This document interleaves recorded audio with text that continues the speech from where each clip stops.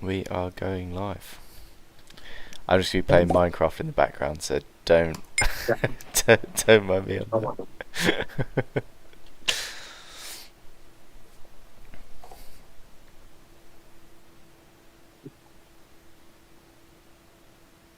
Yeah, my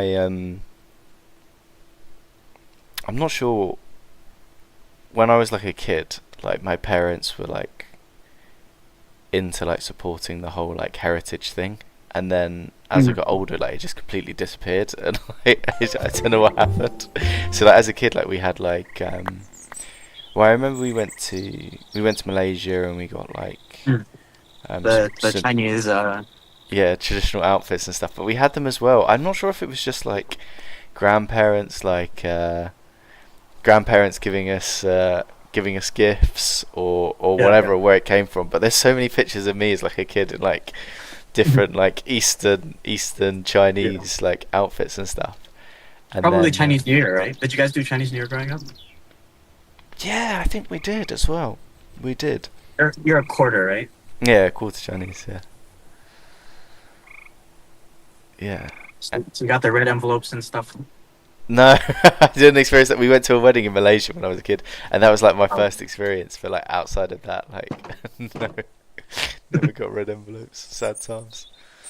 I was well excited when the first time I got one because I was like, it's free money. It's like Yeah, I want more of exactly. these.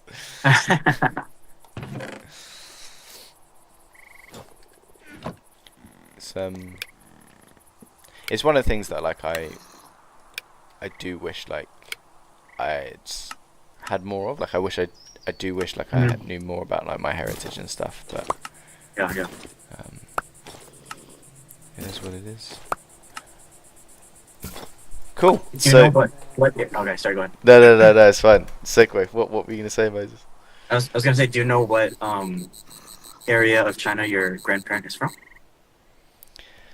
No, I don't actually. So my granddad, I know that he fled China at some point Okay. and moved to Singapore, Ah, and then he so, lived in Singapore for a while, and then he moved to the UK. So so that's all the information I have. And then him and and my this is on your grandma, mom's side? yeah, on my mum's side, and then him and my grandma broke up. I think when my mum was just a teenager, and I see, I so see. contact was like limited, I think. But I don't really know. It's like one of those things that's just like it's kind of talked about, but also the Not really information touched. is like not. Yeah, it's not really talked about. So it's it's yeah, yeah, it's one of those ones. Yeah, I do. Like my sister speaks a bit of Chinese, but yeah, I don't. Oh, seriously. Yeah, Did but you guys that's ever get sent to Chinese school? um. No, she went to China on a school Ah, trip, and so because she learned it through school, so she went to China on a school trip, and yeah, that was I think that's where like she like learned most of like her Chinese in like real time. But mhm. I am sad that like I don't actually know much of the language, but But your stomach likes the food. I mean, I love Chinese food, but yeah, to be fair, all Asian food is so good. And in London as well, you've got so many options. Like you can, Ah, yeah. yeah, you can have pretty much whatever you want. You gotta make a trip over. At some point, definitely. Yeah, at some point, definitely. Um, yeah, have some authentic Asian food rather than. I mean, it's probably comes pretty close here, but it's, Yeah, I o- definitely. Yeah, I often do wonder like the spice levels or whatever, like how much they Mhm. temper it for the Yeah, yeah. for the for us European folks over here.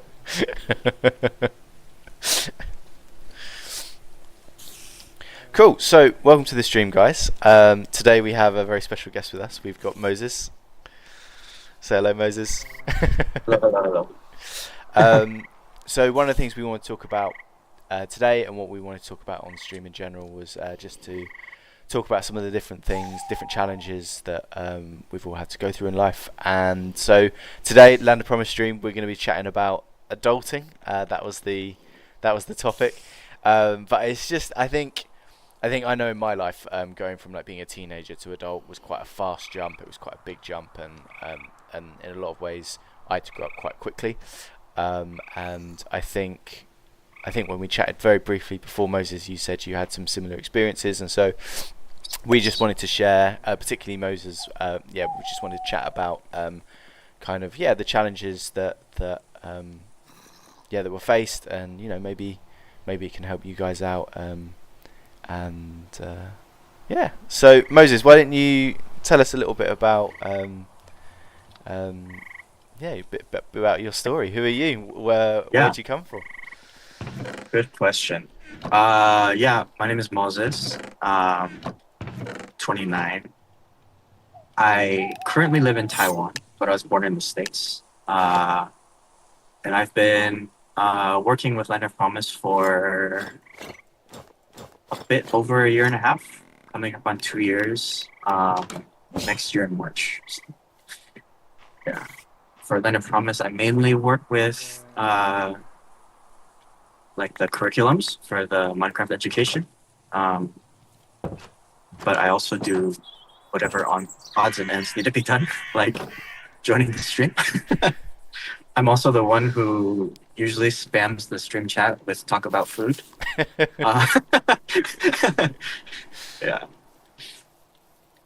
I think regarding the topic that Josiah had brought up about, being forced into adulthood a bit early, I can relate to that as well. So, as I said before, I was born in the States, living in Taiwan now. For those that don't know, Taiwan is it's right next to China, just a couple hour flight away, in Asia, next to China, right? So in Asia, it's a small island. But yeah, so when I was 15, basically I felt the Lord calling me to move out to Taiwan to help serve in a church that was starting up a house of prayer. Before that, when I was in the States, I was serving at house of prayer there. And so this church in Taiwan, they were interested in starting one up. And since my heritage is tied to Taiwan, prayed about it. I basically had very little connection to my roots before that. So, it was a bit of a stretch in terms of logic, right?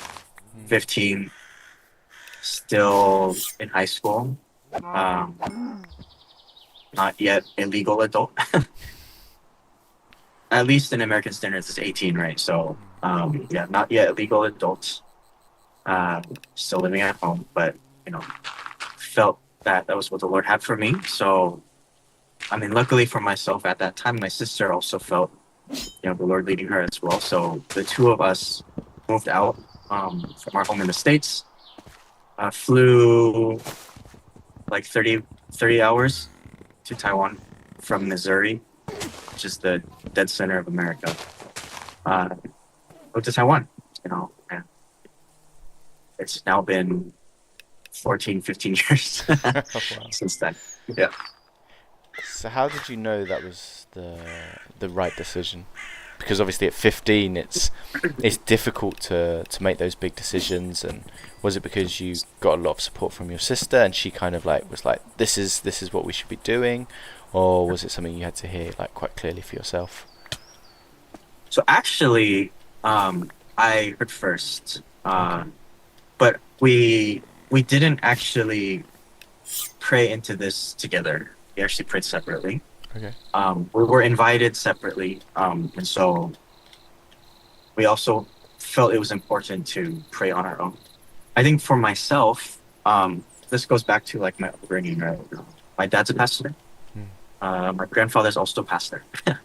My grandfather on my mom's side also pastor, and her grandfather's also pastor. So there's a rich spiritual heritage in that sense. But I think something that my parents modeled for myself and my siblings um, since we were young was the picture of walking and living by faith, right? Mm. Um, to the point of, like I said, when we were in Missouri, we were basically living as what we call intercessory missionaries, whereas we weren't, my parents weren't receiving salary, but were working in the house of prayer. So it's not missionary in the sense of like going to a different country, Yeah. but missions in terms of they were completely living off of support and uh, working in that house of prayer. So basically, since my like elementary days, a lot of the transitions that the Lord led our family in, my parents were very intentional in bringing us into that. Whether it was switching churches, like another church wanted to hire my dad, or moving houses, even like us. My family has 4 kids, right?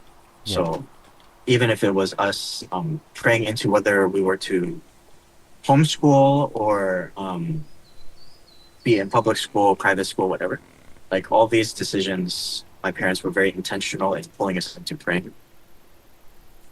And so from a young age,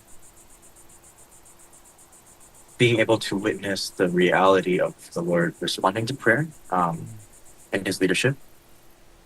And so, yeah, that was a big thing that we were able to experience growing up, and which is also why at that time when the pastor of the church in Taiwan um, gave that invitation to come out and intern at their church, help develop their house of prayer room. I was quite confident in the belief that he would answer, he being the Lord would answer. And also a confidence in that when he gives a direction, that he's also faithful to lead in the journey or the process of obedience, and not that like he'll pick you up and dump you, like tell you go live on some mountain and then you're suddenly like a recluse and abandoned, but rather like he's walking with you through the whole journey, right? And so, and especially like, you know, I was 15, right? So it's like, all right, you gotta, you know, take full responsibility for my life, because that entailed, I mean, skipping ahead, that entailed to like, I never studied university. From age of 15, basically, up until, let's see, from 2011 till 2020, I was in full-time ministry. So it also entailed like no like formal work training experience, stuff like that, you know. So, you know, trusting that like, all right, if this is your plan, if this is your will, if this is the task you have for me, then you also have to be responsible to carry me through this, right? So how Yeah, did you know that that you know it was what? Because obviously it's a massive decision, right? So Yeah. there has to be a confidence and a level of certainty that comes, you know, that comes to you to in order to be able to make that decision, right? Because you're moving country at 15 to pursue something. How did you know that it was God speaking to you and it just wasn't you, you know, feeling pressure to maybe follow in your family's footsteps? Obviously, you said like all your generations, they're all pastors, right? And they're all in ministry. So how were you able to discern, or like, yeah, was there a process you went through to kind of like help you understand whether it was God, or was it just like a really clear voice, or how was it for you? Because I know it's different for everybody. Mm-hmm. So actually, small little tangent, but I never wanted to be in ministry. I think because my grandparents are all in ministry, since I can remember, so like 3, 4, people were like, "Oh, you're gonna grow up to be a pastor like your dad, aren't you?" And I would always be like, "No, never. I'm never gonna, I'm never gonna do what my dad, stuff like that." And that's not because like I had a bad experience of my dad being a pastor, but just more like I don't want just to. wasn't something Like, you wanted to do. yeah, like don't put that expectation on me, and kind of thing. um, but yeah, I mean, and here we are. But I think so. I'll just tell the story of what happened. So basically, in the summer of 2010, 2011, right? So those 2 summers. Actually, sorry, 2008, 2010, 2011. These 3 summers. Um, my whole family had been coming out to Taiwan to do ministry. Um, my dad was serving at or working at a house of prayer back then, and it was quite prominent. And so a lot of churches in Asia were inviting guest speakers out to like youth camps, trainings, and stuff like that. And so for those 3 years, our whole family came out. 2009, my parents also went out, but it was just them. Basically, 2008 was my first time ever being in Asia. And that was huge because, it's always nice to go back to your roots. And I had never been to Asia yet. So that summer, was able to go to Taiwan or come to Taiwan, go to Hong Kong, and just kind of see what the Lord was doing here, which was cool. In 2010, we served at the church that I ended up moving to. So you experienced kind of like the Yeah. where you went when you were 15. This is where you kind of went. Okay. Yeah. So in 2010 was the first time visiting that church, and I was 13, 14 at that time. And so that church, they had a big heart for youth ministry, discipleship, as well as worship and prayer. And so these 2 things are 2 big themes or points that the Lord has put on me, even at that young age, right?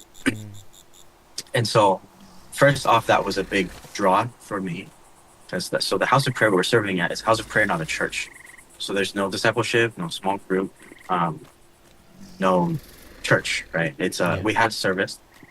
There were some small groups that ended up forming, but not like formal discipleship, just more of like fellowship. And so that was something that I had wanted to see, but was not able to see in the context of where I was at. And so being able to serve at that church over the summer and see like discipleship relationships, young people being equipped, also a church that has worship and prayer as like one of their pillars.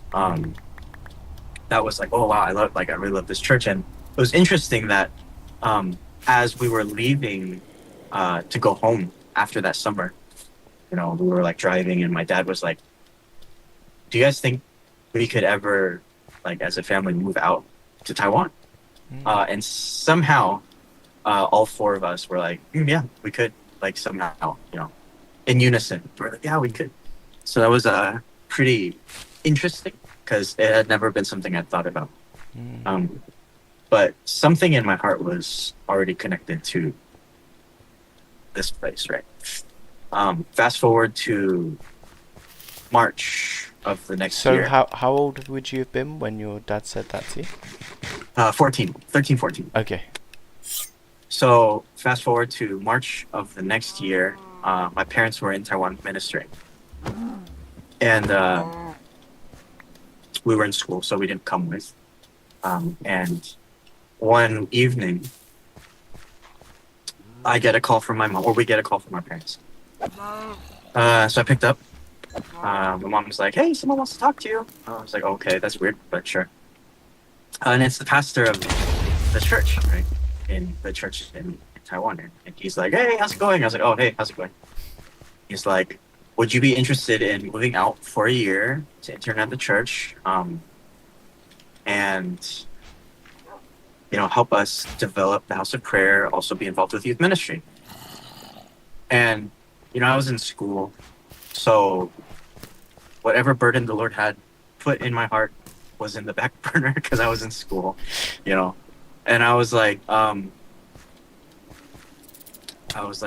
yeah, I'll pray about it. Mm. And how often in the church when we say I'll pray about it, it really means I won't pray about it. Yeah, that's It's the way to yeah. yeah, sure, and so I maybe prayed about that afternoon. I was like, oh, I prayed, and then I didn't think about it again for the next 3-4 months. But then, as I said, that summer we went back again, and the moment we got to that church, right, the pastor ran up. He's like, "So, did the Lord speak to you?" And I was like, "About what?" He's like, "Didn't you say you were gonna pray about coming and helping out for a year?" And I was like, "Oh yeah." It's like, I didn't hear anything yet. But we were gonna be there for a month and a half. So he's like, "Yeah, over this time you guys are here helping out. Be serious and pray about it." It's like, okay. So, I shared with my parents. My sister also was invited, older sister. So we, talked with our parents, and he was like, "Yeah, pray into it. If this is the Lord's will, He'll speak to you." So,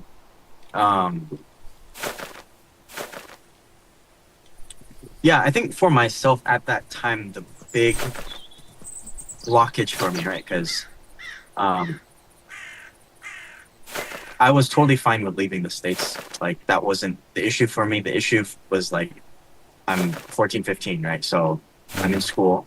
I'm very young. Moving out is a huge thing, right? So I was like, right, Lord, if you want me to do this, you want me to be confident that, as a 15-year-old stepping into a full-time ministry thing for a year, right?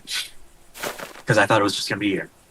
You need to speak because this is a huge thing, pausing from school and all this stuff, right? So there was a prayer meeting that I attended, and in doing that prayer meeting, I spent a good 2 hours praying into this. Towards the end, I felt the Lord highlighting Jeremiah chapter 1, as well as 1 Timothy 4. So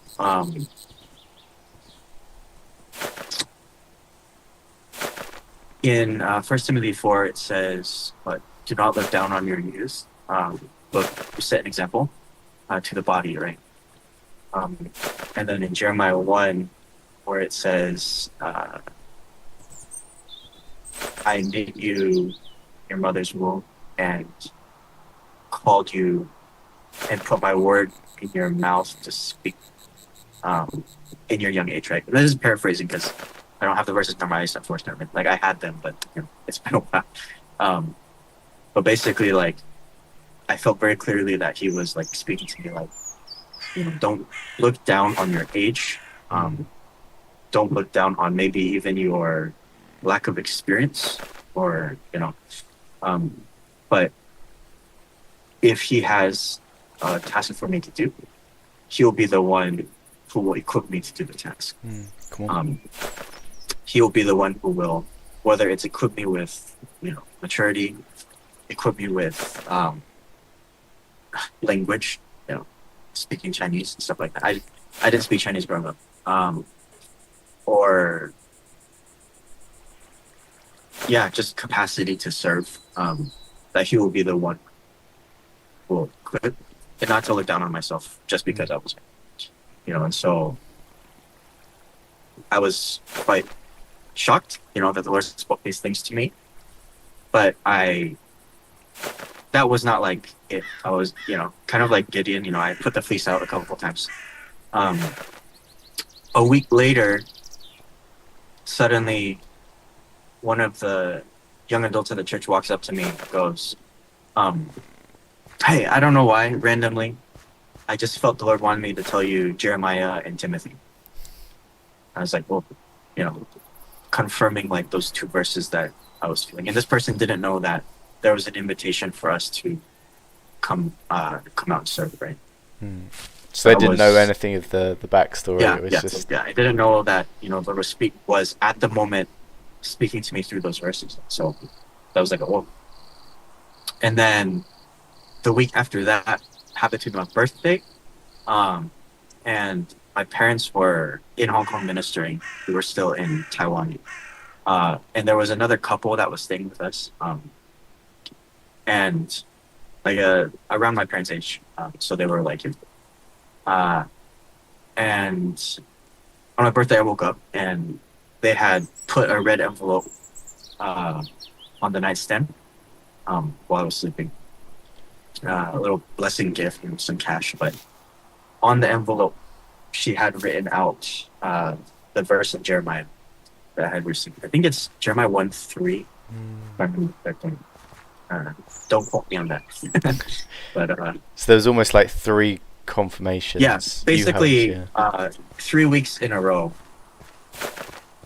like punch, punch, punch, right? And so when my parents got back from Hong Kong, back to Taiwan, uh, basically, I like that evening, I had finished my wrestle. I went to tell them like, I feel that this is really what the Lord has, and I almost like coincidentally, but I'm sure it was by design.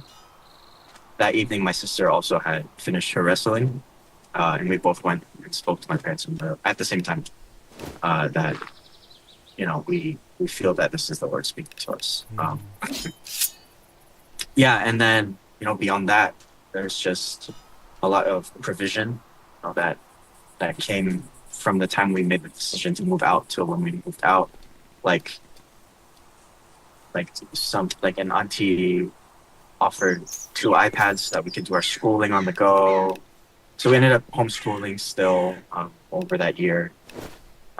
So we had like equipment that we could be doing school, and then someone paid us like monthly salary basically, so that we could have, finance to like carry us through.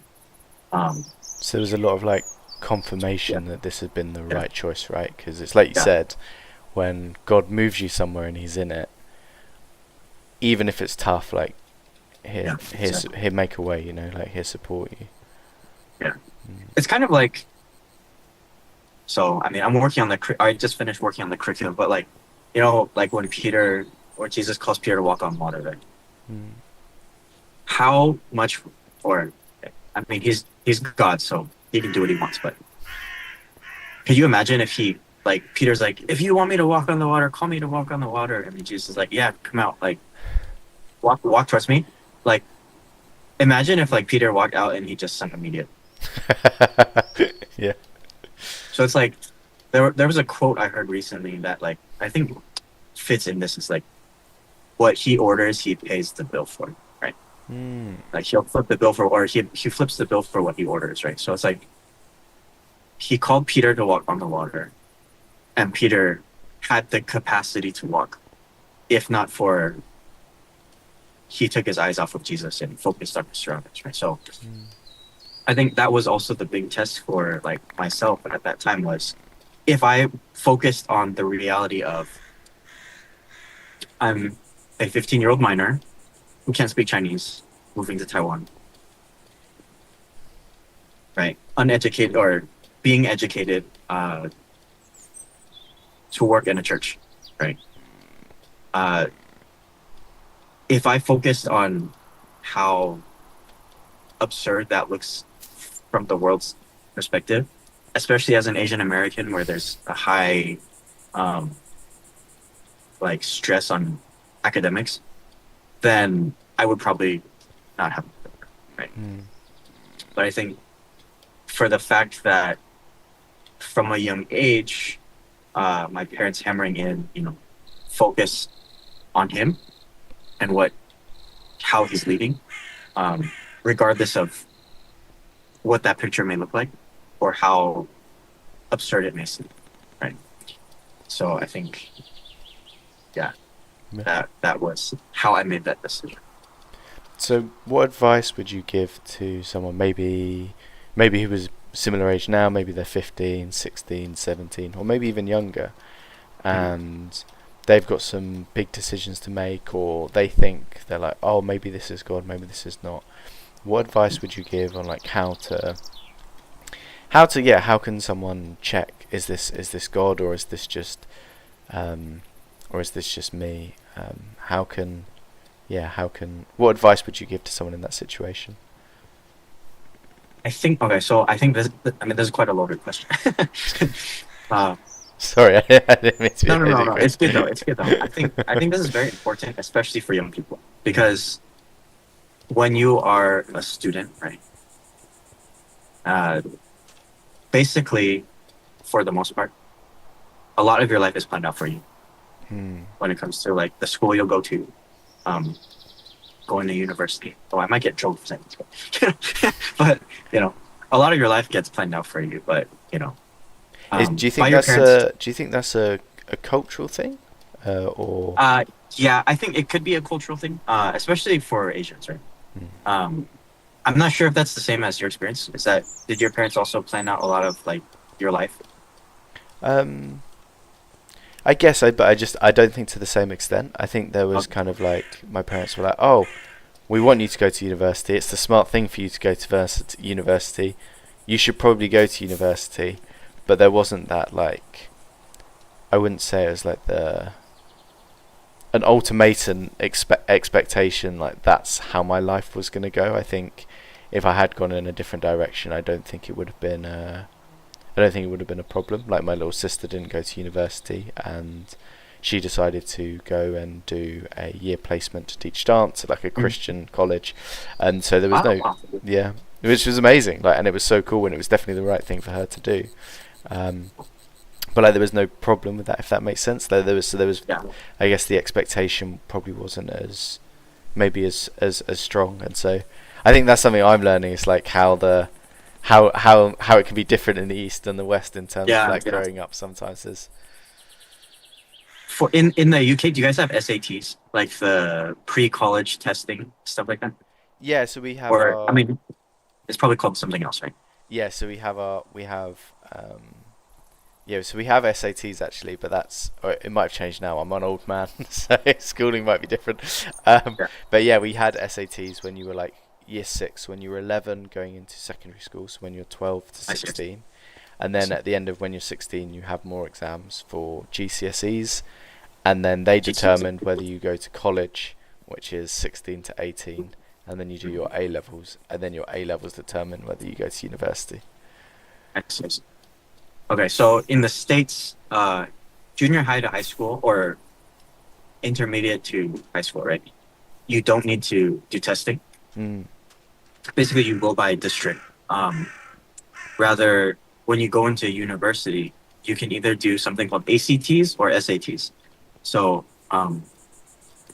SATs are more prestigious. Um, so like if you want to get like Ivy League stuff like that, generally the they'll encourage you to do SATs. Granted, ACTs, if your score is high enough, you can get it to Ivy League as well. Ivy League being like Harvard, Stanford, Princeton, Columbia, stuff like that. So basically, when I was in fifth grade, sixth grade, my grandma was making me do SAT prep tests, which is like something that you generally wouldn't do until like 11th, 12th grade.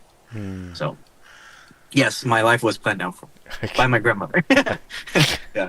But no, so how do you make the decision when you're in a place of feeling like all your decisions are made for you or your life is planned out for you? So the answer to that is actually no matter who you are, your life is already planned out, right? By the Lord, not by your parents.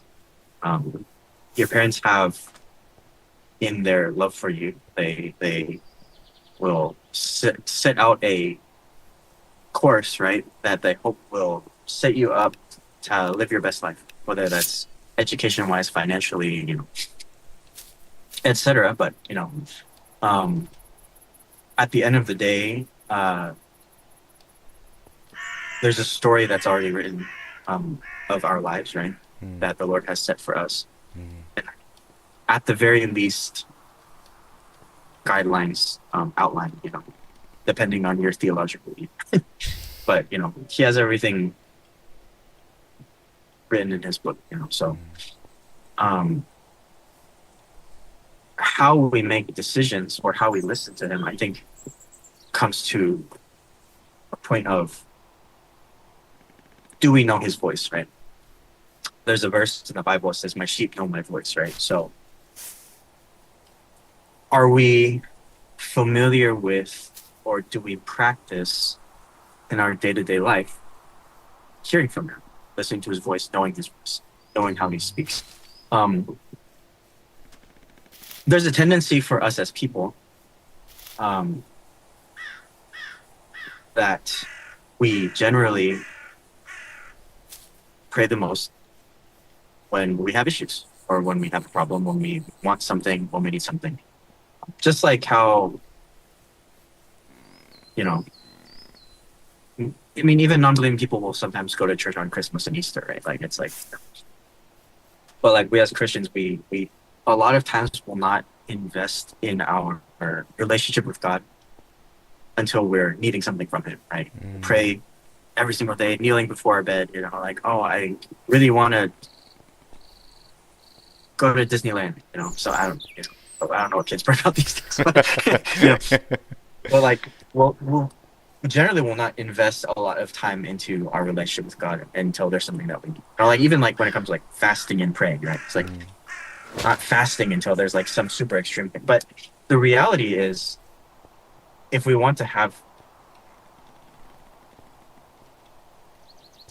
develop that relationship with him, wherein we're able to hear from him, this is something that we want to be developing on the day-to-day, not just when we need something. Yeah. It's like a strengthening a muscle, right? Yeah, exactly. Yeah. If I'm going to a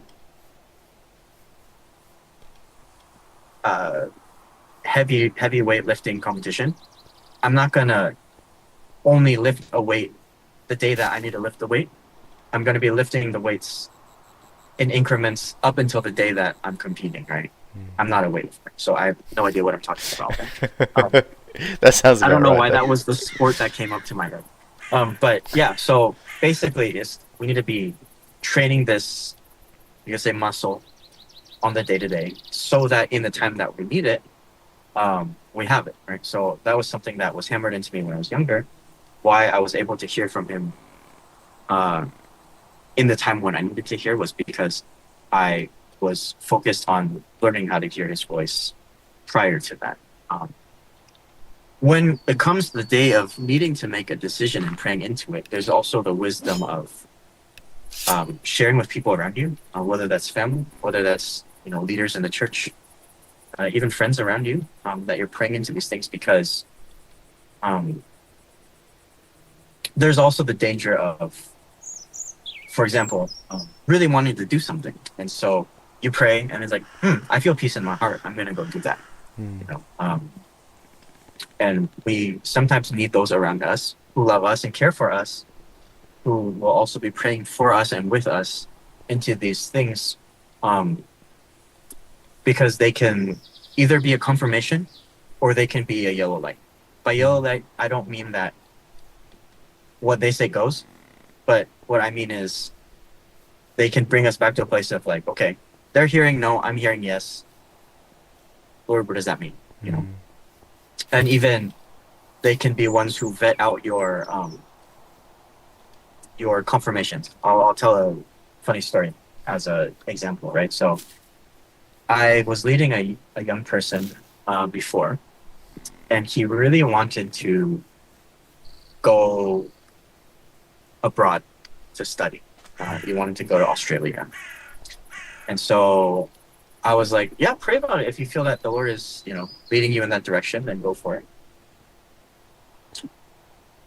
And he was like, all right, if because, again, moving abroad is a big deal. Yeah. He's like, if by next week, when we meet again, if before then, on the road, I see 50, so it's not like a small number, 50 license plate that say 222 on them, then that's my confirmation. I was like, great, sure. I was checking in with him, keeping up. He was like sending me like, "Oh, I saw one, I saw one." Basically, by before the day before we were supposed to meet again, he had seen like maybe four. Right? So that's not 50. Yeah. That's a ways off of 50. Um, the day we met, I was in a coffee shop waiting for him. He runs in, body drenched with sweat, and he's like, "I found 50." I was like, "Whoa!" So basically, on the way over, you saw like what, 46, right? And he's like, "No." Like, so then how did you get 50 from like yesterday afternoon up until now?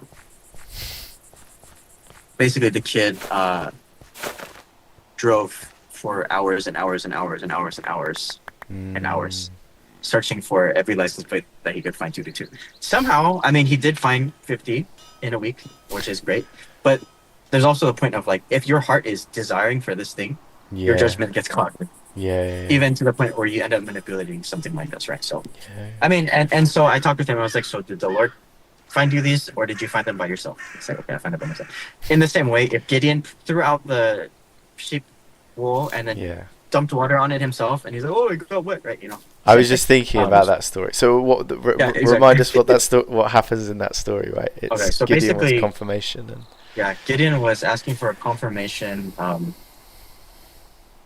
Oof, wow, it's confirmation to go to battle, right, or to go lead an army up against the Philistines? Is that what it was? yes, I think so. Yeah, and basically he puts out a sheep fleet, like a ball of or a fleece, right, onto the ground inside his house, right? Right, it was in his house, something like that. And Yeah. it was like, if I wake up in the morning and the ground is dry but my fleece is wet, then that's a confirmation. Next day he wakes up, the ground is dry, the fleece is wet, and then he goes, okay, tonight the ground needs to be wet and the fleece needs to be dry. And so the next day he wakes up, the ground is wet, the fleece is dry, and he's like, all right, fine. And so he goes and fights against or leads a group against the Philistines, I believe it is, and it was like against crazy odds. There's a lot more in between there, but same thing. There's the Lord will flip the bill for what He orders, right? So yeah, I think the point also in terms of that is it needs to be what the Lord orders, right? There's a lot of times where we in our zeal, which is like passion, right? Yeah. Or in our excitement towards something new, right? As young people, a lot of times on the pulpit, we're like, yeah, this generation, missions are, on fire for the Lord, blah, blah, blah, blah, blah. Like all these, hype sermons. And then everyone's like, yeah, I'm going to dedicate the next however many years to do whatever, blah, blah, blah, we need to also be sure it's the Lord speaking and not our soul being connected to something that's exciting. It's the discernment is also, is this my spirit responding or is this my soul responding? Is this the Holy Spirit speaking or is this my soul being excited about something? And this is especially important when it comes to like, when we say like, oh, my spirit responded to that, or I felt a stirring in my spirit, or my spirit felt alive, or there's a spark in my spirit. We need to be aware of, when we say these things, or when we use these as the barometer, we want to be sure that, is it actually the spirit that is responding, or is it my soul being excited by that kind of a call, right? And that's not to put blame on the church, but a lot of times the pulpit will use words like "you're called to something great" or "this generation revival." These buzzwords. Right? They're quite strong phrases, right? I think. Yeah. And that's not to accuse manipulation, but these are buzzwords. No, but there's a responsibility to be careful with. Yes. Yeah. There is a responsibility to be careful with what you say. Yeah, and which is also why, we did take time, to pray into this thing. It wasn't me praying by myself. Rather, it was my parents also praying for me while I was praying for myself. And my confirmations I shared with them, they prayed over them as well, and also felt that this was the leadership of the Lord, and it was the confirmation was not just a pride like a thing that happened and ended, but rather through that full year and up until, I mean, I'm still living here. Um, the Lord has over and over again proved that this is where I'm supposed to be. Right? Um, that also being when you feel that something is the Lord, like we as people can hear wrong. Yeah. And so there should not be a shame in, saying like, I feel this is what the Lord wants me to do, starting in that direction and then suddenly stopping in that direction, Um, yeah, because, I mean, he doesn't misspeak, but we often mishear. Yeah. Based on our, again, like our excitement or our lapses in judgment, stuff like that. So It's true. whether that's like, I don't know. I mean, most people listening may be young, but like, entering into relationships or. I was just about to say the thing. Yeah. Through my experience, the one thing where like people mishear the most is actually, I was gonna say it's either the two big ones are always, like you said, like when you're following like a big call, a big decision, whether that's to move to another country or like those massive life choices, or the other one is relationships. And I think it's true, and I watch I've seen some people throughout my life, get into wrong relationship, and I've had some wrong relationships, and it's because I think there's emotions there that can kind of cloud your judgment, and they can make it harder to hear what God's really saying. And I think the number one thing to do is just be aware that those emotions are there, that you are feeling those things. I mean, obviously that's something that when you made the decision to move to Taiwan, you were obviously aware that there was a lot of emotions involved, and so being able to make the right decision, obviously you needed confirmation from other people as well. Really, really important. I would say there's to vet out this like different layers of, for lack of a better term, like filtration or like filtering through in discerning. Like when the Lord speaks something to you, when you feel the Lord has spoken something to you, first confirm through yourself and him, between yourself and him. Secondarily, also between you and your trusted spiritual leader, as in don't just go find some Joe Schmo on the side of the road who says he's a pastor, but rather like don't just do YouTube search and follow the advice of the first person. But rather like a trusted spiritual leader, whether that's your pastor, your small group leader, your parents, and then after that, like if you're in a place where you have community, like find your brothers and sisters, spiritual brothers and sisters around you that can also help vet these things out, because these are people that love you and care for you, want to see you grow and develop in your walk with the Lord, and in your life. I mean, your life should be a walk with Him. But so they are also ones who know your tendencies, know what may be a trigger point of your emotions, right? And are the ones who ideally dare to call you out when maybe you're more being led by your emotions, right? Yeah. So like for now, and I'm sure you do this as well, like you'll talk with like your wife. Like I'll talk with my wife and be like, hey, I'm feeling this. And our wives are the ones that probably know us the best and be like, is that the Lord speaking, or do you just want to do that? Good question. But yeah. At what point though is it, would you say it's overkill? Because obviously sometimes it's right to go through all those stages and ask a couple of people, but obviously if you're just deciding, I mean, if you're a teenager buying a new car, maybe it is that big of a decision. But I mean, like, if you're buying like a new vacuum cleaner, and it's like, oh, which vacuum cleaner should I get? Or I'm buying a new. I've got some money for Christmas, and I can buy a new computer game. Obviously, you're not going to need to go to 3 or 4 people to decide whether what new video game you should get. But yeah. So for you, what point is it where?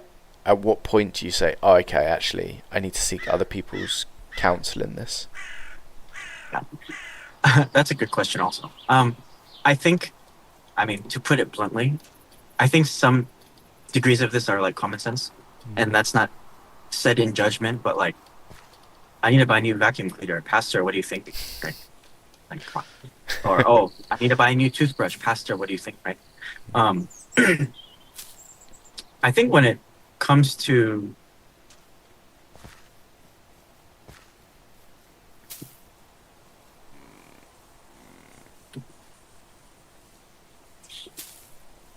like car, like when it's a bigger investment into something, whether that's a financial, relational, or life change, like a job or something like that. I think in anything and everything, even when it comes to something as small as buying a toothbrush, buying a candy bar, buying a drink, a beverage, communing with the Holy Spirit can always be good. Like, I don't think it's ever overkill to pull him and have him involved. I think when it comes to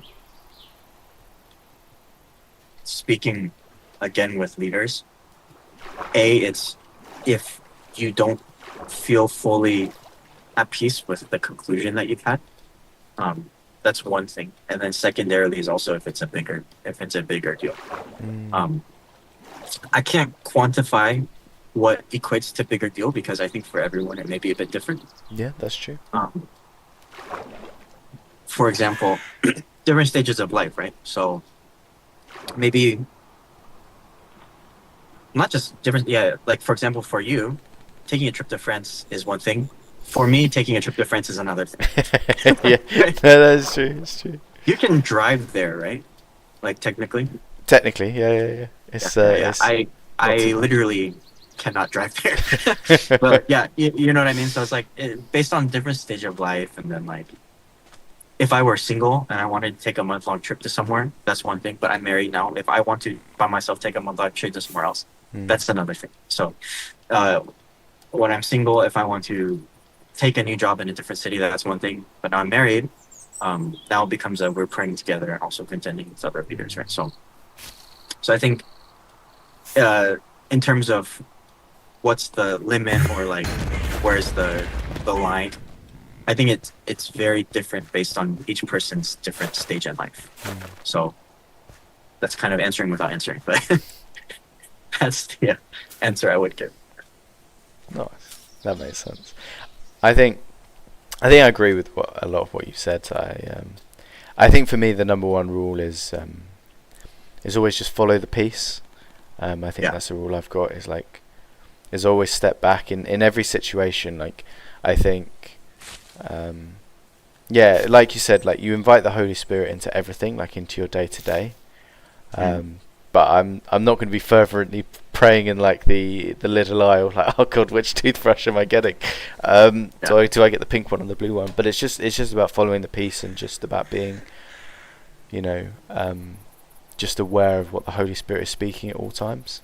And I think, like you said earlier, like that comes with practice, and the more you do it on the small things, the easier it gets for the big decisions. And I think there's definitely been decisions where I've been up late at night and I'm like, oh God, like big life decision. I'm like, do I do this? Do I not? Do I do this? Do I not? And then there'd be like a third option or one of the options, and I'll be like, okay, I'm going to do that. And once I've made that decision, there's either, like in my heart, I don't know the best way to describe it, but like you kind of like make that decision, like, okay, I'm going to do that, and you settle on it. And then it's like, oh, there's actually peace there, or there's not. And I think that's always definitely a good place to start. It's definitely where I start. It's like, is there peace in this? Mm. Yeah, that makes it a lot easier. Yeah. Peace, and also building a history of knowing his voice, hearing his voice. Mm. You know, for example, like jewelers. I don't know if you've heard this analogy before, but like people that vet out what is the counterfeit and what is the real, um, they don't study the counterfeit, rather they study the genuine, right? Yeah. So like knowing what a true gem looks like. That way, when anything else comes in, they're able to discern or determine whether or not it's a That's fake good. or not. I like that. That's a So, good analogy. knowing his voice, knowing who he is. For example, if you're praying and you feel, yeah, just go take revenge on that guy. We can tell this is not who God is. Mm. This is not how he speaks. This is not his heart. Yeah. So we would be able to discern, that's not actually from him. Yeah. Or if it's like, oh, just don't tell your parents. It'll be fine. Disrespecting, dishonoring them, being deceitful. Um, we can vet out. That's actually not Lord speaking to us. So yeah, knowing his heart, knowing his nature, his character, how he acts, how he speaks, and how he desires us to act and respond as well is also key in being able to hear his voice and follow his leadership as well. Mm. But also, I think, like you said, is also a key thing. That peace is a peace that we find in him, and not just the peace that we find in personal satisfaction. Yes. Right? Like, for example, like going back to like for example, you have a crush on some girl, and it's like, yeah, I'm gonna do it. Like in your heart, you're gonna be like, yeah, it's great. But then there's a difference in peace of like, yeah, I'm gonna do what I want to do, and the peace that his presence brings, or aligning to his heart brings, right? So, or being able to determine the genuine versus the counterfeit is also very key. And it's a difficult thing to learn as well. I think it definitely takes time. Very. It's I think it is a lifelong journey. yes, absolutely. And God's good, So I feel like we've never finished growing. Yeah. Yeah. There's always, when you're training a muscle, there's always more weight you can add, and God's good. He never gives us more than we can lift, like as you said. So There's also never ending amount that we can learn or see about him. If you see in Revelation, the angels, the four living creatures, and the elders sitting around his throne, for all of eternity, the living creatures are staring at him, and then covering their faces and just proclaiming his holiness, and then uncovering, and then covering again and proclaiming his holiness. It's like his nature and character is a eternal thing that we will always be learning new things, new facets about, right? So it's a exciting thing that we as people get to learn, and as part of the relationship building with him, and how we as disciples of him, people building relationship with him, are never at a point where we've already made it. Rather, our made it point is the starting point, and we are just slowly, as disciples of Jesus, growing to be more like him, and as people building relationship with him, are daily learning more about him and growing closer to him by knowing him. It's good. It's Yep. good. So, yeah, I think just to close us off, is there?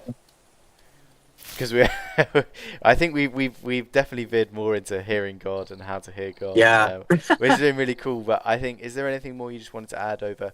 Because that was a massive change you made, going from 15 to pretty much becoming. Yeah. Pretty much growing I up think at 15. What was like the biggest challenge for you in the midst of that? Is there anything advice that you want to give that for other people that might be facing big life choices, or even have made those choices and are living them out already, and they're like, oh, actually, I've made this choice and God's in it, but what are the different challenges that come with that? Let me see how I can veer this back into adulting. Okay, so what I would say in terms of adulting is I would go back to the verse in First Timothy 4:12. What is adulting at its core? It is, I mean, acting as an adult, right? Acting as not a young person, right? First Timothy 4:12 says, "Do not look down on your youth, but set an example for the body," right? Which means that, I mean, adulting is, of course, it's, you know, paying bills, it's you know, being responsible and stuff, but it's also the way you carry yourself. And so my encouragement to all people listening, whether they are adults or if they're pre-adults, you know, is, you know, even at a young age, you can be the one who sets the example. You don't have to be the one who is just following, right? We can be, as children, you can be responsible. As children, you can be disciplined. As children, you can be an example of character, an example of purity, an example of someone who walks in righteousness and holiness, and someone who seeks after the Lord even more than those around you who are older than you. Never let age be the thing that is holding you back. Never let age be your, for lack of a better term, excuse to, you know, your excuse to lower your standard. You know, I think that is how I would word my final word of whatever that I would give. Yeah. It's really good. That is really good. I really agree. I think. I mean, we were just talking about it as a team this week, but I learned, I didn't know it before. Maybe I should have done, but that a lot of the disciples were teenagers. Like that's to me, that's wild. Like, you know, and how many of them literally just dropped their entire lives just to follow Jesus as teenagers, and yeah, and there's so many people in the Bible who do it, but also like, yeah, I mean, I've been to church camps where the most miracles there's been healings and all sorts of like some crazy things happening, and it's been by the children who are like 8 to 12 years old. Yeah. I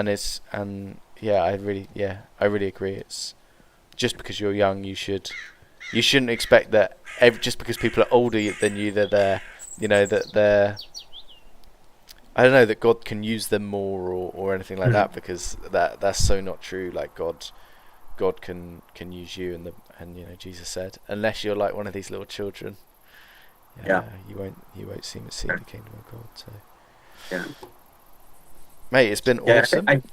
It's a great picture. Sorry, going back to what you said, it's such a great picture of like the disciples. I mean, in the meeting, it was said that they were all in their teens. Based on my personal research and what I've studied, it's not that way. Was it not? Yeah. But what I've read is that the general consensus is that it's a wider range. Not to say that there's no emphasis on the young people, because John was the youngest, right? Yeah. And he was definitely in his teens. But I think that's such a beautiful picture of the way Jesus works, or the way God works, and how he calls us. He doesn't just call the older people, but he also calls the younger people to walk as the disciple of him. But the greater picture is, he doesn't call the older people to just walk with the older people and influence just the older people, and nor the younger people to just walk with the younger people and only influence the younger people. But rather, I mean, you see, based on what I've seen, Peter is probably like early 30s, right? While John is in his teens, yet they're rubbing elbows. They're both part of Jesus's core, right? James, John, and Peter, that were often called to do, or like brought with him to do the more intimate prayer, or, you know, go to the Mount of Transfiguration. It's not a matter of age, but it's a matter of destiny, or it's a matter of who God says we are, not a matter of what society says we are. It's like an anointing as well, right? Yes, exactly. Yep. Awesome. Well, I know Cool. that you've got to shoot very soon, Yeah. Moses, because you've got things to do, people to see. But Yeah. just People before to he pick up. goes, is there anyone in chat who wants to ask a question to Moses before he leaves? Speak now or forever hold your peace. Right. How many people do we have in chat? Wait, say that again.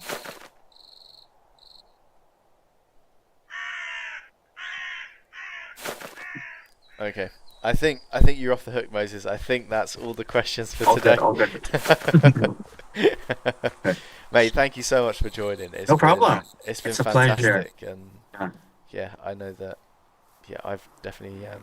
It's so good to like hear things and yeah, just get refreshed on things and learn new things as well. So yeah, I really appreciate you taking the time. For sure. If you ever need a guest on the stream, let me know. If you want to talk about food, you can also let me know. I'm sure we will be in need of both. For sure. It was a good chat again. Yeah. Absolutely. Yeah. All right, mate. Well, enjoy the rest of your day, and yeah, God bless you. All right. Bless you all. Take care. Yeah. See y'all later. I just hop out. Yeah. Yeah. You can just leave. Okay. Bye. See ya. Cool. Well, that was awesome. We've got someone else coming in now. Avea. Let me. Give me one moment. How do I join room 1? Technical difficulties. Ah, here we go.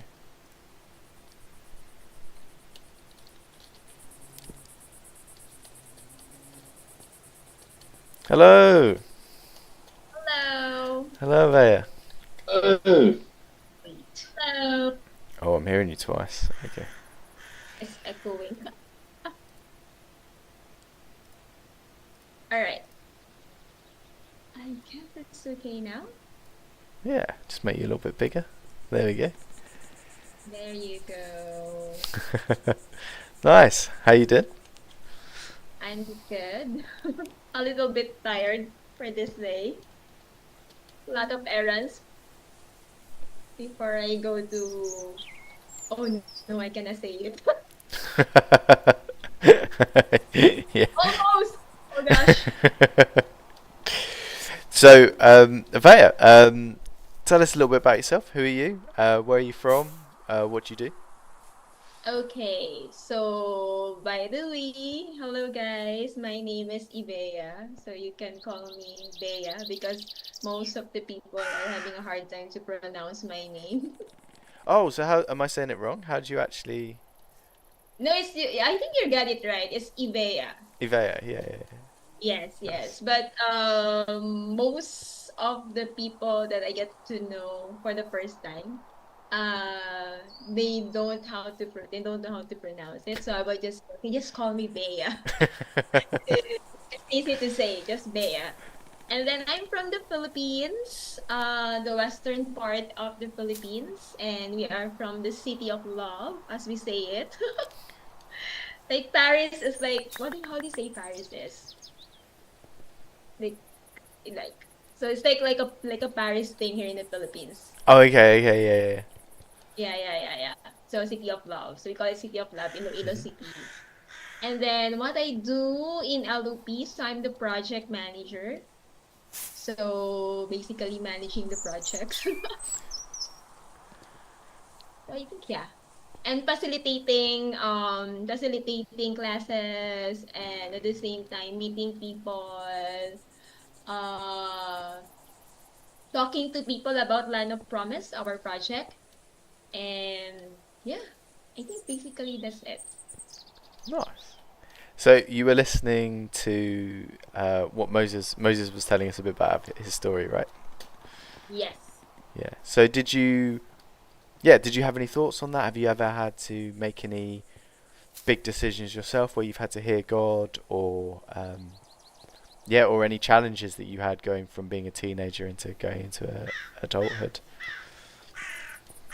Oh yes, I learned a lot along the way because growing up, um, I live a very comfortable life in the Philippines. So I was so pampered with my family. So growing up, like when I go to school, my dad will send me to school, and then someone will touch me at the school. So I'm not very independent. Mm. So yes, I'm a daddy's girl. So they making them, then I'm the eldest. So they're making sure that everything is comfortable on my side. So I remember growing up when I was in university. So I am a nurse by profession, by the way. So I took nursing. So here in the Philippines we go to provinces to do an on the job training. So I don't know how to do my laundry because I grew up having helpers in our house. So I do not know how to do the laundry, and I would call my mom. I said, "Mommy, I do not know how to do my laundry here." I said, you get someone to do your laundry, but I was too shy because most of my classmates do know how to do the laundry, and it was like, okay, okay, I wanna learn this. So like we have this, what do you call this? We don't have washing machine though that time because it's province. So we Mm. have this the basin. So you put your clothes, and then my uniform, and then the water, and uh the powder, the detergent powder. So what I did is just I put the detergent powder, and it's not that that create bubbles. So I said, why is your basin, they have bubbles and mine is not? I really don't know. And after, like, they taught me how to do it. And then afterwards, I call my mom again. Like, Mom, my hands are, my hands are, what do you call this? It's aching. I have like blisters on my hands Oh after no. washing the clothes. So yes, that's how I grew up. So I remember the first time that I made a decision in my life to get out from the house. I was 25 already. I was 25 years old. So every time I make a decision, I have to ask my parents first, is this okay? And when I had my first job, is this okay? So I have to consult first to my parents.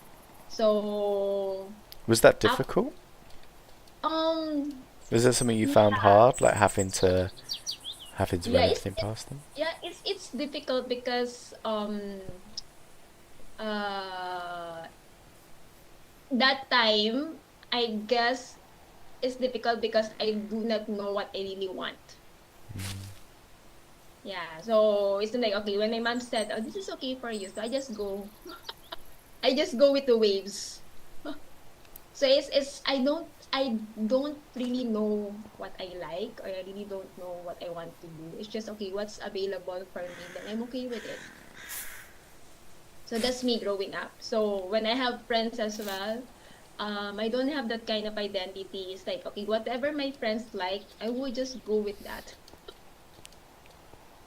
So that's me growing up. So So what changed? What what? what changed? What? Or maybe it didn't. Maybe that's still how you are now. But No, that's not how I've got to know you. So I'm interested. Like, yeah, how did that change come about? okay, what changed is that this is funny. What changed is that okay, I had a boyfriend, 21, 22. I had a boyfriend 22. So I thought this boyfriend of mine is gonna be my husband to be because we're very close. And then I know it was 23 because it's 2 years in a relationship. So 23, 24, and my family are my his family and my family are getting along. So I thought we were being the one ending up together. After a while, he broke up with me, and I was so devastated because I was not a believer yet that time. So I was born Catholic, Okay. so I was not a Christian yet. So, but but I know in my life I'm looking for something. yeah, like it's feel like there's a void. Really, there's really a void. I want to do something, but I don't know what. I don't know what I'm looking for. So I thought it was just relationship. So because I had many relationships before, so I thought it was that. I And think then when I that's quite a normal thing to do though, to look for when you feel a bit empty. I think even as Christians, sometimes you can feel like something's a bit missing, and we can look for a relationship to fill that void. So I think that's quite a normal quite a normal route to go. yes. So I was really looking for belongingness, like you're looking something that can affirm you or can give you attention. Yes, I'm a daddy's girl, but because I have a sibling, so I have a little brother, so most of the attention is my little brother's getting from my parents. So that's how it is. So you being an eldest, like, okay, you're the eldest, you have to be understanding about your little brother. You always give in to what your little brother likes. So I end up like having this that I have to sacrifice every little thing for my little brother. And I'm just okay of what I have. So that's me growing up. So it feels like there are things that I don't deserve. There are things that okay, I just couldn't let it go. So that's me really growing up. And when I become Christian, that really affects my relationship with the Father. Yeah, because my relationship with my family is like I have to perform first and I have to make good grades. I have to prove them that I am good, I am perfect because before they will give me something or they will reward me something. So yes. So Did you feel like you weren't cared for if you weren't achieving? yes. Okay. It's quite a hard place to be at. Yes. So I have to be perfect. Like that's why I grew up being perfectionist. That level of anxiety that you have to make everything perfect and there's no room for mistake. Yeah. So I think I remember one incident that um I think I failed my dad. There's an incident that my dad was expecting me this and I have failed that and we were not speaking for many months. Yeah, yeah. So that's how it is. That's how it is. So I'm so very so growing up, I'm really into performing. I have to be very good in everything I do. And then I realized that that's caused my anxiety when I was when I already met the Lord. So after my breakup with my ex-boyfriend then, so I end up being depressed and being a nurse by profession that time. So I know okay, I have to be in a group. I have to talk to someone. So because I don't want to end up being crazy. Because how old are you now at this point? Like 24? 24. Yeah. Okay. Yeah, 24. So during the time, the Facebook was very new.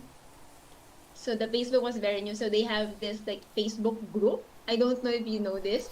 They have this Facebook group, and the name of the Facebook group is Like Group. So like, and then I saw the pictures. The pictures they look very happy. Like they're contented. Why do they look that way? I was so very curious. Yeah, there's something in the picture that is glowing. It's something like they are contented. So like yeah, so that's what I saw in the picture. So I was so curious that I messaged the group page and then asking that if I could join their group. So that's how it begins. So the journey of getting to the journey of knowing Jesus. So a friend I didn't know I it's my schoolmate in college messaged me back and say, "Hey Thea, yeah, you can join. It's me. Remember me? I'm your I think Miss classmate in high school and then schoolmate in college." They go, "Oh wow, okay, yes, okay, I'll be joining." I didn't know it's a church. So I just, okay, what is the address of this place? So she invited me, and when I went there, that's where I realized, oh, it's a church. So, but I didn't care. So, before the service starts, so they have this like outside with some of the ladies. So I got to know these ladies, and they start sharing about Jesus. And then when I listen to the gospel, and then suddenly in my heart and in my mind saying, "Oh, this is what I need, and this is what I've been looking for." Yeah, something in me like this is what I've been looking for. When they talk to me about the love of Jesus, when they talk to me about how Jesus died in the cross for me and how they explain the gospel itself. It's like something in me like this is what I've been looking for. I don't know how to explain it, but yeah, suddenly something in me in that time that I think this is the one that I've been searching for many many years. You know that void. And then they asked me if I want to receive Christ then, and I said yes. All the way I said yes. So that's the start of the journey of knowing Christ. And I was so thirsty and hungry to know Jesus.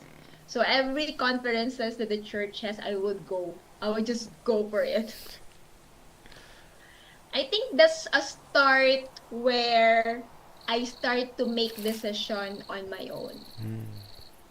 Was it a change that you noticed immediately, or was it only after a while? After a while, Okay. because it started to give me that courage that I want to do this and I know what I want. So that's the thing. Because before I was just go with the flow. Like usually I would tell to people, they would say, "Okay, who is Bea?" Like what you see, what you see is what you get. That's my answer. And they asked me who I am. I said, "What you see is what you get."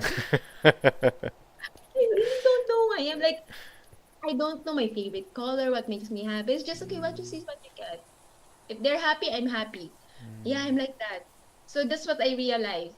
So afterwards, when my journey with the Lord is starting, that's the time that okay, I want this. I want to get to know Jesus. I want to go to this Bible study. I want to be with these people. So that's the start of making decision on my own and finding my own self, what I really want. So I was staying in another city then. It is in the what do you call this? It's in the western part of Mindanao. So it's like we have three regions. In the Philippines, we have three regions, big regions. So Luzon, Visayas, and Mindanao. So big three, I think big three islands. So that time I'm staying in the third most down island, the Mindanao. And then afterwards when I was walking with the Lord already, there's a sudden thing in me that the Lord told me is that I will give you said to me, I will give you the land of your forefathers.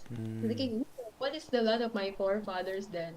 And then my dad told me that and my dad and my mom told me that that you are not really from this city. This is another island that where is your land of your forefathers, where is Iloilo City, where am I at right now, and then another one is Cebu City.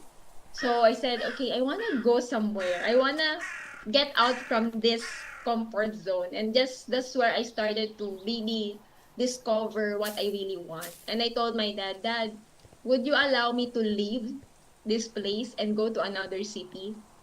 And she said, how old are you?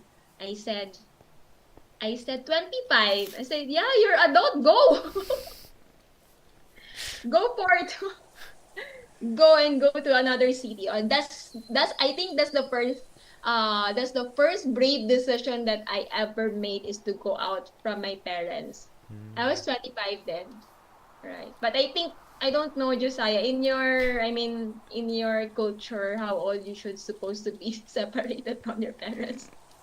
I think it's changed a lot. I think in the past, maybe 50 years ago, it was very common. You hit 18 and you go out on your own, and it was more affordable. But I think there's definitely more of a trend now. I think the expectation is still that the expectation is one of, oh, you at 18 you'll go to university, or you'll move out. but I think actually a lot of people my age probably lived at home a lot longer. I mean, I was at home after I came back from university. I then did Bible college, but I was living at home for periods for a couple of years here and there, and I don't think I left home until like fully maybe when I was like 23, 24. So I moved out of my parents originally when I was 15. I went to live with my grandma when I was 15. I had a big argument with my parents and they asked me to leave, so I went to live with my grandma. And yeah, and then so I think a lot of people do move out at 18, but it's also because of like the cost of everything. I think that's definitely changing the culture a little bit more, where people want to have their own place, but it's also people understand when, you know, if you've lived at home longer, it's like, it's just a bit more, it's a lot more acceptable now, I think, is probably the best way to put it, if that makes sense. So the culture's changing, I think. I think so. But here in the Philippines, mostly not. They Okay. can stay as long as they want. Usually because a culture of taking care of your parents, especially the eldest one. So they should be the one taking care of the parents. Or sometimes, if you are the youngest, sometimes your parents are staying with you. So you're So expected to like live with your parents like your whole life? basically, Oh wow. basically, yeah, yeah, Okay. yeah. Yeah. So, but like for example, for me, when my mom died, my mom died 2014, and they were really expecting me that I'm the one taking care of them because I'm the eldest. Yeah, but because 2014, where in the Lord called me for full-time missions. So that's the time when the Lord called me for full-time missions when my mom died. And my dad is not a believer of Christ. So it was difficult for me to explain it to him. The choice that I am going full time. So I would explain to him that this is the life of being full time, and he would say that there's no money in there. How can you survive or something? So you cannot really explain how would be the work of the Lord in your life as you said yes to God being full time. So I was 27 when I said yes to the Lord to the Lord to become a full time missionary. So I was supporting my parents before then. So I have to work two jobs in order for me to support them. I think because my dad retired already from his job, and my mom is because he was diagnosed with cancer, and then I think that time he was having a hard time, or I have to support them. So yeah, so that's what I remember. So but in Facebook, right? You don't post pictures that you're sad or you're having a hard Yeah. time. You always post pictures that you're okay. So Of course. yeah, it was hurtful when, some of your families would really comment on you that, oh, you're not taking care of your parents. You should be here. They take care of your parents. So they would have something to say.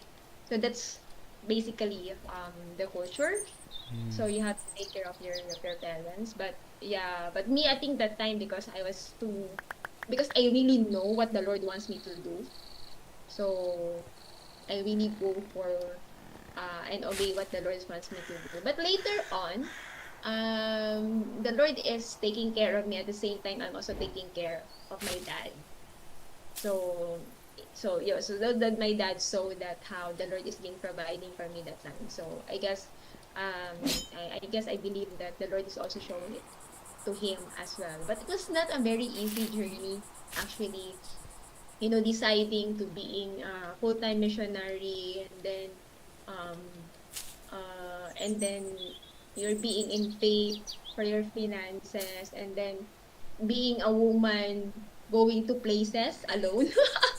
So I would go to places to do the training, to do the uh Is that dangerous in the Philippines, or is that kind of Not safe? safe, kind of safe. Okay. Yeah, kind of safe. It's not really dangerous thing, but also you have to be alert because you're a woman. Bit more careful. Yeah, to be more careful. But then again, with the places that I go, so usually I have partners or I have contacts that will get you. That's okay actually. Yeah. So that's usually when I go to places. But I guess that's also where I started to muster up some courage. But if you are really cold, and I was just like, okay, let's go, let's go for the Lord. I think those of the times are really I'm really on fire for God and will do everything for the Lord. I think that's where I started to realize what I really want to do with my life, I guess. But it's a journey. You know, discovering yourself is really a journey along the way. And there are things that you think that this is really who you are, but not. Mm. And you are just being at some point you are being influenced by your fear or just being influenced by pleasing people Yeah. or being influenced of um getting getting still the affirmation from people because of what I am used to be before. So Mm. sometimes you carry you still carry the old ways or the you still carry the Yeah. old you. Yeah. So making decision is really hard.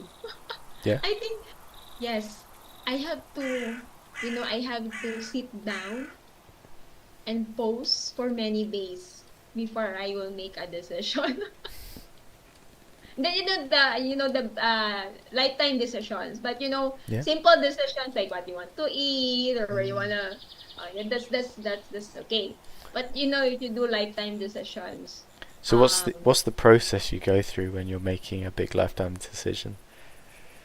wow. Um Because I'm sure Depending there's on other people out there who also struggle with making those big decisions. Maybe you've had a similar experience to you. yes. Okay. The one thing that helps me is talking to people. Talking to people and asking what do they think about this. Just listening to them first, like, okay, I have this situation. What do you think about this? If Mm. you, if, So is yeah, that before? Do you pray at all first, or is it just straight to ask people? um, sometimes it varies. Sometimes it like if it's too much to handle, I would go to people first, and like just vent out. I have this situation, blah blah blah, because I'm a person that I need to talk to someone in order for me to process it. Yeah, I need a person, someone to listen. Okay, I have this thought in my mind because sometimes my mind is disorganized. Mm. It's everywhere. So I have to talk to someone. Okay, this is the one. This It's is the kind of like one. to process the information. Yes, process the information. Yeah. So afterwards, if I'm done processing it, I go back to God and okay, God, I would definitely write on my journal everything like my feelings, everything. Lord, my confusions. And I have to weigh on things. Like I have my pros and cons. Yeah. So if I do this, what will be the pros? If I do this, what will be the cons of it? I have to weigh. And I have to, because I think because of the learning in the past, because in the past I would just go. Mm. And the person would just go and then eventually regret it. Why would you regret it? Because the result is not what I want. Okay. So what kind of things do you mean? Okay. What are the things that I have regret before? Oh, um, lately, um, for example, sometimes you realize that you regret it late already. Just like fun. Just Like for example, I have been a missionary for 8 years, for that, no, for 10 years, for that long. Hmm. And then suddenly I asked the Lord, Lord, it seems like I'm regretting being a full time Hmm. because I don't have savings. That scenario, Yeah, like, yeah, yeah. That's yeah. So it was like real, like, okay, now I understand what is the importance also of, money management and also savings. Because at first, no one is teaching you. Like, you yeah, don't know that's this true. thing. It's not stuff they And teach in school. Well, not here yeah, anyway. yes, they don't do that. And my parents also didn't teach me that. And I just learned it lately that, oh, this is important. You know how to manage your finances, how to save, or how to do investments or things. I didn't do that. So it's like before, like, I was like, Lord, did I regret being full time and I don't know these things? So like, okay. But then again, the Lord will bring you back that, whatever you have experienced it before, there's always a purpose for other people to learn it from you. Hmm. Which is I said, okay, Lord, um, I'm not saying that you're gonna be the sacrificial lamb for others not to go through on the same thing.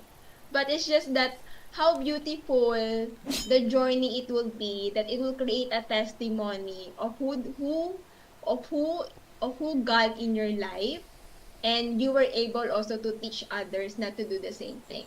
Hmm. Yeah. So that's where I realized how beautiful the Bible is.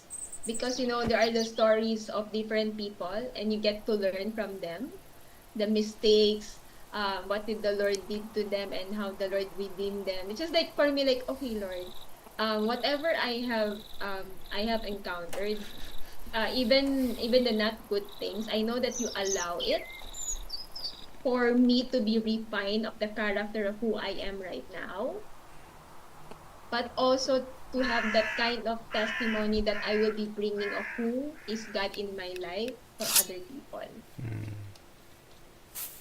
Yeah. So that's what I appreciate, and ending up not regretting. Hmm. Yes. So how So did? Oh, so go on, go on. Don't let me yeah, interrupt. go ahead, go ahead. Yeah. No, I'm sorry. I cut you off. Yeah, what is the So question? how did God change your, or how did your mindset change for that to happen? After the painful experiences, honestly, the Lord really break me. I mean, I have certain experiences in life that there are experiences that is quite sensitive though, but um after the Lord has really break me to the point of I don't know who I am, and getting back to the Lord of who I am, the way how He created me and designed me, how He redeemed me of all those things that I am not, because I realized that um because I'm looking for that kind of love. And I thought, being in the ministry, you do all these things. Sometimes you end up that your identity is the ministry. Yes. So I thought I was doing it for the Lord, but it feels like that. Oh no. Yes, there are things that, yeah, I'm really serving the Lord, that I really sincerely know that this is what the Lord wants me to do. But there are also times that I am searching for, no, yes, I know sincerely that I am doing it for the Lord, but the trigger will come in if you are not being appreciated, or you're not being affirmed of the things that you've done. Hmm. And that's where I realized that I long for that kind of affirmation, and I long for kind of attention, that which is I forgot that which I forgot that the Lord is already after me and complete me and secure me. So yeah, so it's really, what do you call this? making decision, if you don't know yourself, eh, it can affect your decision making. Mm. It's Yeah, true. if It's you true. don't, yeah, and if you don't know what the purpose of your life, or if you don't know the vision that you're carrying in your life, it affects your decision because you don't know what direction are you going. It really affects. So that's what I realized actually talking to you right now. So your identity and who Christ has made you to be, is that the Yes, biggest journey that you've been on, going from like a teenager to being an adult, growing up, leaving the house at yes, 25? That's the yes, biggest challenge. Okay. yes. Okay. And even until now, yes. Hmm. Yeah. So how do you what do you do on it? Is there anything you do on a daily basis, or is there anything you do to help remind yourself that who you are, who God's made you to be? I am making sure to really spend time with God every day. Yeah, it's like a morning thing to me. Like before I start work in LOP, or before I do my, I go out for jogging or something.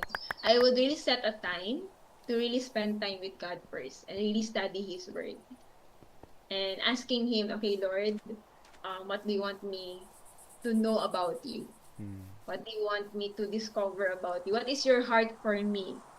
Yeah, so I have to really listen to him, because if not, oh, Mayo will be everywhere. So I really have to do I really have to make a choice to really to really go to God first. First thing first. Yeah, to him first. Yeah. And has the Yeah. journey you've been on, I think you mentioned it a little bit, but has it put a strain on your relationship with your dad and the rest of your family? Yes, yes. So that gives a reconciliation with my dad. So that's give me a courage for me to, ask for forgiveness if there's anything that I have said. Because sometimes if you're a daughter who knows, like, you feel like you know everything, you tend to talk to your dad in a disrespectful way. So the Lord really convicts me that time and said, what does it mean? What does it mean to honor your parents? So yeah, so when the Lord convicted me with that, I study what is to honor your parents. What is the picture of honoring your parents? So I have to really know practically. Because sometimes in being a Christian, it's like you don't just, okay, spiritual, okay, Lord, I pray that I will honor my parents, blah blah blah. But in me, like, what is the picture of honoring your parents? How does it look like? Like, how do you do it? So I really asked the Lord, how do you do it, Lord? What should I do in order for me to honor my parents? So eventually in the Bible it shows there, and then you ask also your mentors, or What is the answer? What was the conclusion you came to? How do we honor our parents, even if our so parents aren't necessarily being supportive of where we're yeah. going and what we're doing? Like, how do we continue to honor them? So honoring is first thing first is your heart. You have to check your heart. It's the attitude it's the attitude and the condition of your heart when it comes to your parents. Because I remember before that, that's why I'm not honoring my parents, because I have so much resentment and unforgiveness to my dad. So the very reason of why I'm so angry with him, even when I talk to him, I get mad right away, or this is what I do, is because of what's inside my heart. I have to change that. So the Lord told that you have to check your heart first. So I said, okay, Lord, what's really in my heart? What do I feel about my dad? So the Lord showed me that there's unforgiveness, there's resentment, there's hatred because of of him not being a dad to me, how I expected it to be. So so that's I corrected. So I asked, okay, Lord, I forgive my dad with those debts of being a dad not given to me. There's like, a debt to be paid. So Lord, I release my dad from, from paying, or from the lack that as a dad. So I had to give to God. And after a while, I talked to my dad and I said, I give that respect. That no matter what, whether he will be loving to me or not, I choose to give that respect because that's what the Lord said to me. And the love that I'm giving to him is not from me, but it's from the love of the Lord that I will be giving to my father. Yeah, because it was like if you're gonna end up frustrated because you're going to you're going to ask for a return. That I love you, but you're not telling me that you love me. Yeah. So something like that. So the Lord really taught me, okay, loving someone is not expecting something from those people. Yeah. So it's That's not good. Love is, say that again. Love is not expecting something from those people. Did you say? yes, Yeah. yeah. Yeah. Loving someone is not expecting something from those people to give you back. That's good. It's true. Yes. Yes.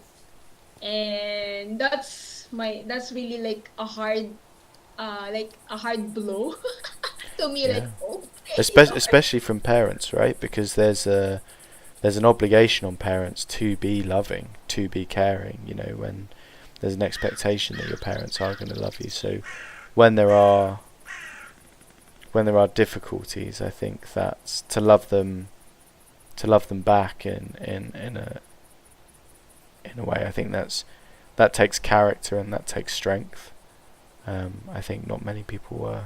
I don't think that everyone can do that well. I think you definitely need Jesus to be able to do that and to bring reconciliation into a family situation like that. yes, you really need Jesus. Definitely, you have to need Jesus. And also with my relationship with my brother, then yeah, it was really changed when the Lord really corrected me of how I see my family. Mm. So definitely, it's really that's why um knowing Christ and having a relationship with Christ will lead you to a better decision in life. So you used the word respect earlier. So what do you mean by when you say you respect your father? Like what does that mean? uh, Respect practically the tone of voice. Okay. Yes, you have to make sure your tone of voice is because sometimes you tend to be like respectful and loving, like you said in a way like uh yeah, that I understand, but your tone of voice is not. So it's like feel like a shout. So I have to look out also on the tone of my voice. Um Not just the words that I'm saying, but also the actions that I'm showing. Mm. Yes, definitely.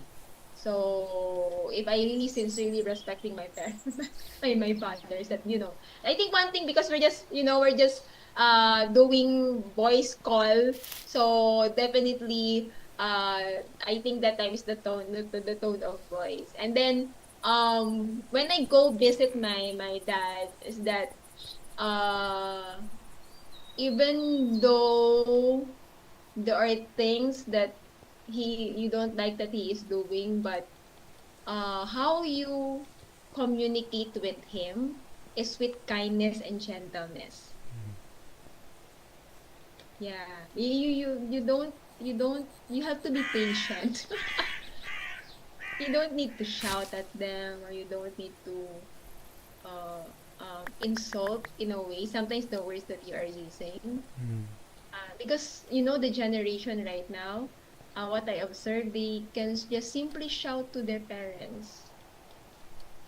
They can simply say words that is hurtful, or they can simply say words that is not good as well. But sometimes you growing up, like I think I remember before saying that we, we say it to this like just wait till I grow up. Wait till I grow up. Like, I will do something. Like, sometimes you will say that, wait till I grow up. Mm. But yeah, but when you're already like you're growing up and like when it's the other way around already and it's them asking you for money. and you are the one already telling, "Ah, you're saying all those things because they are the one is in need." So, but yeah, that really the Lord really corrected me. The Lord corrected me. Is that how you bless your parents, how you serve your parents, but it's a process. I'm not saying I'm perfect at it. We still, Mm. we still have this misunderstanding with my dad. There are still situations, but you still choose to do up. You still choose to do, like, okay, being kind, being respectful again, and then And you that's an will be okay. everyday decision. Yes, it's an everyday decision. Yeah, yeah, it's an everyday decision.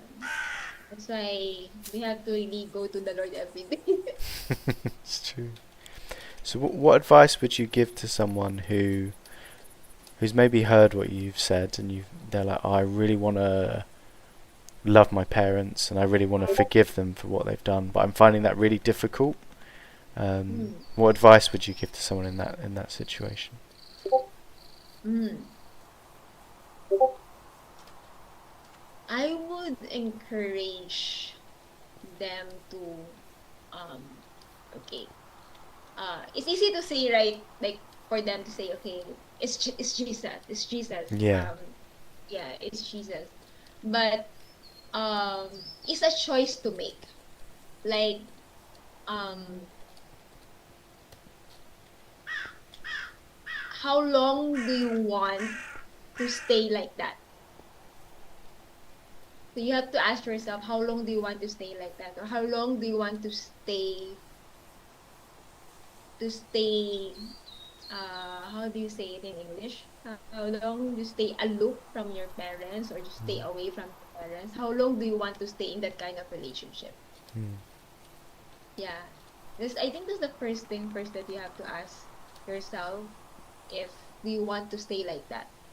Do you mean like, is it possible? So not.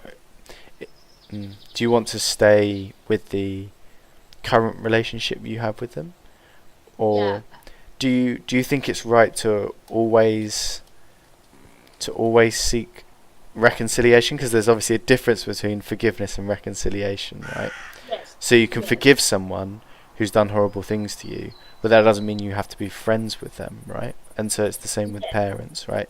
So it's like Yes. you can forgive them, but sometimes reconciliation isn't always the best thing. Like, how did you realize that the reconciliation, which is obviously what you're describing, which is the like Yeah. investing in that relationship with your dad, like how did Yeah. you know that reconciliation was the right path and it wasn't a case of Yeah.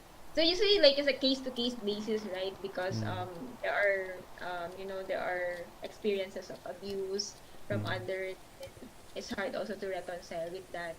Um, what I can really say is because I know what to do, and I know what the Lord wants me to do is to reconcile, because mm, it's the Lord's way of directing me, in telling me as I spend time with Him and as I read the Bible. Because there's a conviction, the conviction. Because if I would just go for myself, I don't know what is the right thing to do, honestly. mm, Yeah, because I'm the person that I would rather go the easy way and escape and run away. yeah, I know that feeling. If I could do that, Mm, I would just run away and go to the place that no one knows me. It is not easy. But it's then not. again, yeah. But then again, I think the one thing, and this is not a joke, guys. Why do we want to share to you? Why do we want to share to you guys about Jesus? Because Mm, He's the only way. mm, He's the only way. He's the only. He's the only truth, and He's the one giving us life. mm, Honestly, yeah, yeah. He's the only way. No one. I would not facts. know those things. It's a fact. I would not know those things, or how I do not know what is the right thing to do if it's not for Jesus. Yes. He's the one showing us the way. How he showing us the way by reading the Bible. So yes, it's there in the Bible. So Awesome. I we're almost out of time, but thank you so much for sharing. I know that it's yeah, some of this stuff is quite difficult to talk about sometimes, so really appreciate yeah, you being yeah. vulnerable and being honest and open with everything. So yeah, thank you so much. Yeah, I think just before we close things off, is there anyone in chat if you've got any questions for Avea, anything that you'd like to know? Yeah, let let us know. Drop a question. Memoka is here. Hello, Memoka. Hello, Momoka. I think there's no question. There's no questions. That's okay. Yeah. Well, Avea, thank you so much for your time. Really, Thank really you. appreciate it. And yeah, hopefully we'll have you on again at some point. And yeah, we can chat more. Yes. Excellent. It's the end of the stream, right? It is the end of the stream. It is the end of the stream. So we have community play in 1 hour. So if you're not in our Discord or in the Land of Promise Minecraft server, make sure you join. Details are all down below. Just click the link. If you've got any questions, again, we've got people in the Discord willing to help you out if you're struggling to connect to the server. But yeah, in an hour we'll be doing community play where we just play a bunch of different games and we just hang out together. So feel free to join us for that. But if not, we'll see you on Tuesday for the next time we stream, 10 till 12 UK time. Yeah, excellent. Hopefully see you there. And Avea, take care and see you soon. Bye. Bye. See you later, guys.